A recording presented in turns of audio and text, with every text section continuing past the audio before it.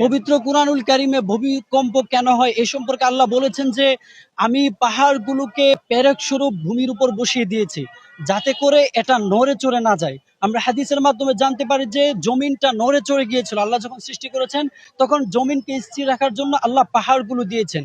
এরপরে হচ্ছে প্রশ্ন যে ভূমিকম্পগুলো কেন হয়।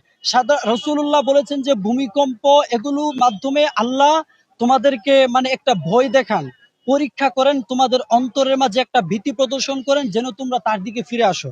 মূলত ভূমিকম্পটা হচ্ছে বান্দাদেরকে একটা আহ্বান যে তোমাদের একজন স্রষ্টা আছেন, এই পৃথিবীটা তার জন্যে ধ্বংস করে দেওয়া কোনো ব্যাপার না। তিনি যদি জমিনকে বলেন যেটা তুমি নড়ে উঠো, তাহলে পুরো জমিন নড়ে উঠবে এবং পৃথিবী ধ্বংস হয়ে যাবে। মূলত মানুষকে আল্লাহর দিকে দাবিত করার একটা শিক্ষামূলক ভাবে আল্লাহ এসব ভূমিকম্প আযাব দিয়ে মানুষকে শিক্ষা দিয়ে থাকেন। ভূমিকম্পের মূল বিষয়টা হচ্ছে এটা। এর বাহিরেও কোরআনের কারিমে ভূমিকম্প সম্পর্কে বলা হয়েছে ইযা জুলজিলাতিল আরদু জিলজালাহা, যখন ভূমি তার প্রবল কম্পনে কেঁপে উঠবে। ওয়া আখরাজাতিল আরদু আসকালাহা, এবং সে তার ভেতরে যে ভারী বোঝা স্বর্ণ রূপা মুদ্রা আছে সব বের করে দিবে। ওয়াকালাল ইনসানু মা লাহা, মানুষ বলবো যে আজকে এই জমিনের কি হয়ে গেল, সে সবগুলো এভাবে বের করে দিচ্ছে কেন।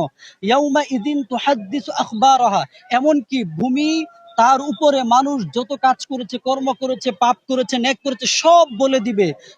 বিআন্না রাব্বাকা আওহা লাহা, সে এই কাজটা, অর্থাৎ আপনার যে প্রশ্নটা ছিল যে ভূমিকম্প কেন হয়, বিআন্না রাব্বাকা আওহা লাহা, পবিত্র কোরআনে আল্লাহ উত্তর দিচ্ছেন যে এটা তার প্রতিপালকের আদেশ।